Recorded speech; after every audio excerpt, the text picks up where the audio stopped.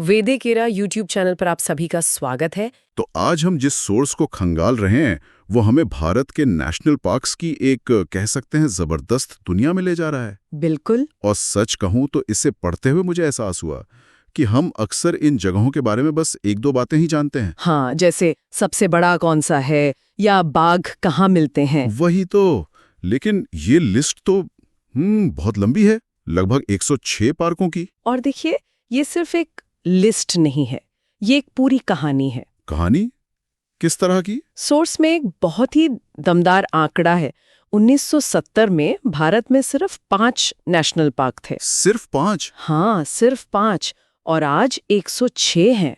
50 सालों में सोचिए, 5 से 106 तक का सफर। अरे वाह, ये तो बहुत बड़ा बदलाव है। बिल्कुल, ये दिखाता है कि एक देश के तौर पर हमने प्रकृति को, कंजर्वेशन को देखने का अपना नजरिया कितना बदला है। हाँ, ये तो कमाल की बात है। तो आज का हमारा मिशन यही है कि इन 106 पार्कों के समंदर में से कुछ सबसे अनोखी और जरूरी कहानियों को बाहर निकाला जाए। बिल्कुल। हम सिर्फ क्या और कहां पर नहीं रुकेंगे, बल्कि क्यों और कैसे को भी समझने की कोशिश करेंगे। तो शुरुआत कहाँ से करें? चलिए, सबसे ऊपर से शुरू करते हैं, लद्दाख से।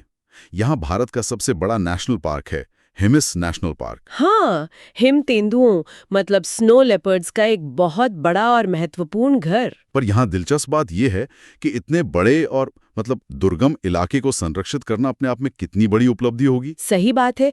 ये दिखाता है कि कंजर्वेशन के जो प्रयास हैं वो सिर्फ घने जंगलों तक ही सीमित नहीं है। बिल्कुल, वो ऊंचे पहाड़ों के इकोसिस्टम के लिए भी उतनी ही जरूरी हैं। हाँ, और पहाड़ों की बात हो रही है तो उत्तराखंड का जिक्र तो करना ही पड़ेगा। Jim Corbett national park Bharat का पहला और सबसे पुराना 1936 में बना, और यही वो पार्क था जहां से 1973 में प्रोजेक्ट टाइगर की शुरुआत हुई। अच्छा, तो ये पहला पार्क था उस प्रोजेक्ट के तहत? जी हाँ, पहला। और इसका नाम एक बहुत मशहूर प्रकृतिवादी जिम कॉर्बेट के नाम पर रखा गया।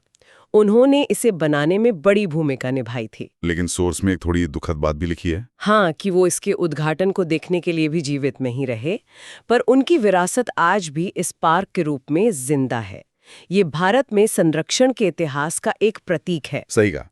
इसी क्षेत्र में एक और पार्क है, हिमाचल का ग्रेट हिमालयन नेशनल पार्क, जिसे 2014 में यूनेस्को ने वर्ल्ड हेरिटेज साइट घोषित किया था। बिल्कुल, और ये यूनेस्को का टैग बहुत महत्वपूर्ण है, जिस पर हम आगे बात करेंगे। ठीक है, तो अब पहाड़ों से उतरकर थोड़ा पश्चिम की तरफ चलते हैं। गुजरात। गिर राष्ट्रीय उद्यान एशियाई शेरों, एशियाटिक लायंस का पूरी दुनिया में एकमात्र प्राकृतिक घर। हाँ, और इसकी कहानी कॉर्बेट से बिल्कुल अलग है।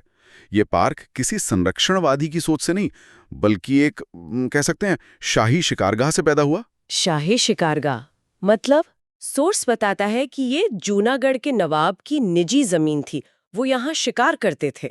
अच्छा, तो ये तो उल्टा है। मतलब शिकार की जगह को आज हम संरक्षण की जगह कह रहे हैं। यही तो कहानी का असली मोड़ है। देखिए, शुरुआत में नवाब ने शेरों को इसलिए बचाया ताकि उनके शिकार के लिए शेर बचे रहें। ये तो एक तरह का स्वार्थ भरा संरक्षण हुआ। बिल्कुल, लेकिन जब शेरों की गिनती बहुत ही कम हो गई, 2015 की गणना में सिर्फ 523, तब एहसास हुआ कि ये प्रजाति खत्म हो सकती है। तो जिस जगह को शिकार के लिए रिजर्व किया गया था, आजादी के बाद वही जगह संरक्षण का किला बन गई। सही पकड़ा आपने।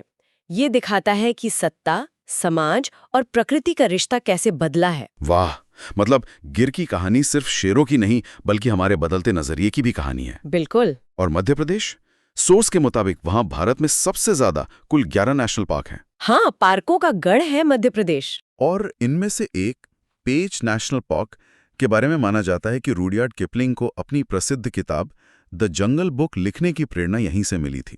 मोगली का जंगल, ये एक बहुत ही आकर्षक कनेक्शन है ना? ये दिखाता है कि कैसे ये जंगल सिर्फ वन्य जीवों के लिए ही जरूरी नहीं है, बल्कि हमारी संस्कृति और हमारी कहानियों का भी एक हिस्सा बन गए हैं। बिल्कुल।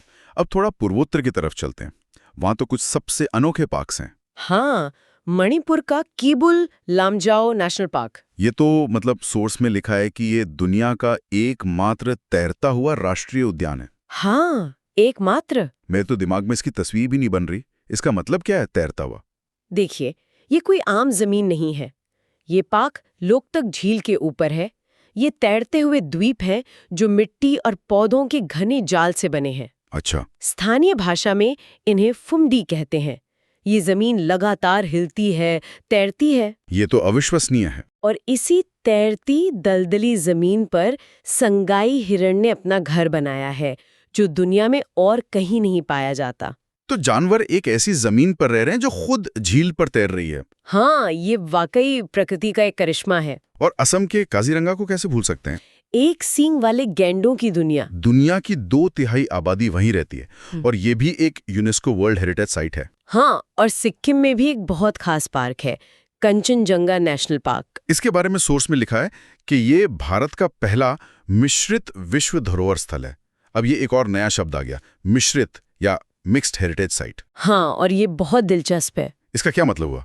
मिश्रित का मतलब है कि यूनेस्को सिर्फ यहाँ की प्राकृतिक खूबसूरती को ही नहीं, जैसे बर्फीले पहाड़, ग्लेशियर, हाँ, उनको ही नहीं, बल्कि यहाँ बसे लेप्चा समुदाय की जो सांस्कृतिक और आध्यात्मिक मान्यताएं हैं, अच्छा, जो इन पहाड़ों, झीलों और गुफाओं से जुड़ी हैं, उन्हें भी बराबर का महत्व दे रहा है। वाह, मतलब यहाँ प्रकृति सिर्फ देखने की चीज नहीं बल्कि पूजनीय है। बिल्कुल, ये प्रकृति और इंसान के सह अस्तित्व का एक सम्मान है।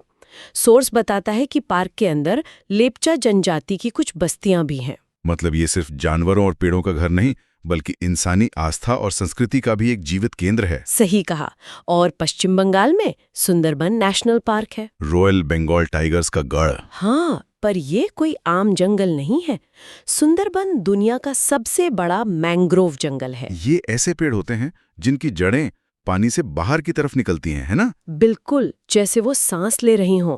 और ये जंगल जमीन और समुंदर के बीच एक दीवार की तरह खड़ा है, जो तूफानों और सुनामी से बचाता है। सोर्स में सुंदरबन के लिए 2 टैग्स का जिक्र है। एक तो यूनेस्को वर्ल्ड हेरिटेज साइट, जिसके बारे में हमने बात की, और दूसरा है रामसर साइट। ये क्या होता है? रामसर साइट का दर्जा उन वेटलैंड्स मतलब नम भूमि को दिया जाता है जो अंतर्राष्ट्रीय स्तर पर महत्वपूर्ण है। अच्छा। आसान भाषा में कहें तो ये मान्यता है कि ये सिर्फ जंगल नहीं बल्कि एक बेहद जरूरी वेटलैंड है जो पानी को साफ करता है, बाढ़ को रोकता है और अनगिनत जीवों को पनाह देता है। तो सुंदरबन को दोहरा सम्मान मिला है। बिल्कुल, उसकी जमीन के लिए भी और उसकी नम भूमि के लिए। दक्षिण भारत की बात करें तो वहां भी विविधता कम नहीं है। केरल का पेरियार नेशनल पार्क हाथियों और बाघों के लिए प्रसिद्ध है। हाँ, तमिलनाडु का मुदुमलाई नेशनल पार्क, जो भारत का दूसरा सबसे पुराना राष्ट्रीय उद्यान है। ये जानना भी जरूरी है कि पश्चिमी घाट में जो कई पार्क हैं, जैसे तमिलनाडु का मुकुर्थी नेशनल पार्क,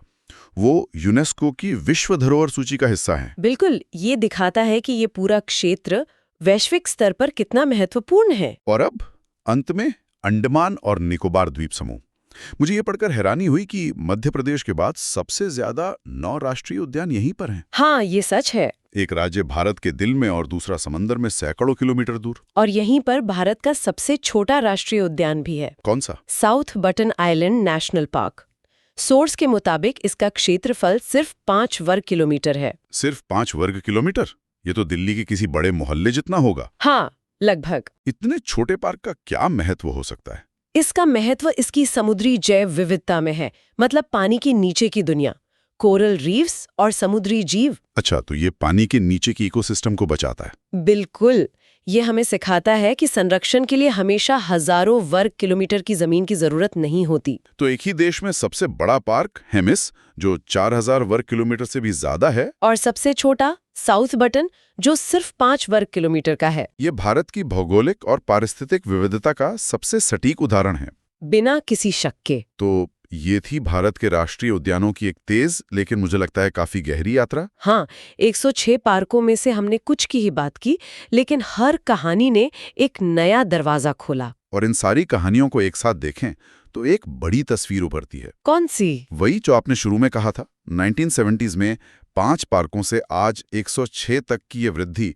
सिर्फ एक संख्या नहीं है। नहीं, ये एक जबरदस्त वैचारिक बदलाव को दर्शाती है। और इसी से जुड़ा एक विचार मेरे मन में बार बार आ रहा है। हमने गिर के कहानी में देखा कि वो नवाब का शिकारगाह था। हाँ। सोर्स में तेलंगाना के महावीर हरिणा वनस्थली नेशनल पार्क का भी जिक्र है, जो हैदराबाद के निजाम का निजी शिकारगाह था। ऐसे और भी कई उदाहरण होंगे। बिल्कुल। कई संरक्षित क्षेत्र पहले राजाओं और नवाबों की निजी जमीनें हुआ करती थीं। जिन्हें वो अपनी शान और शौक के लिए इस्तेमाल करते थे। हाँ, और आज वही जमीनें राष्ट्रीय संपत्ति हैं, जिन्हें पूरे देश की विरासत माना जाता है। तो ये सोचने पर मजबूर करता है कि पिछले 50-70 सालों में भारत में प्रकृति, सत्ता और समाज के बीच का रिश्ता कितना गहरा बदला है। बिल्कुल।